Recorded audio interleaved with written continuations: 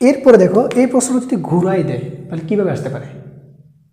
দেখো এটা ঘুরাই দিলে কীভাবে আসতে পারে, দেখো দুটি ভেক্টরের স্কেলার গুণফল 18, মধ্যবর্তী কোণ যদি 30 ডিগ্রি হয় তাহলে ক্রস গুণফল কত। ঘুরাই দিলে অনেকভাবেই দেওয়া যায়, বাট এভাবে দেওয়ার পসিবিলিটি থাকতে পারে। কীরকম দেখো, তাহলে মধ্যবর্তী কোণ দেওয়া আছে, ডট স্কেলার গুণফল আছে, ক্রস গুণফল বের করতে হবে, সেম সূত্র।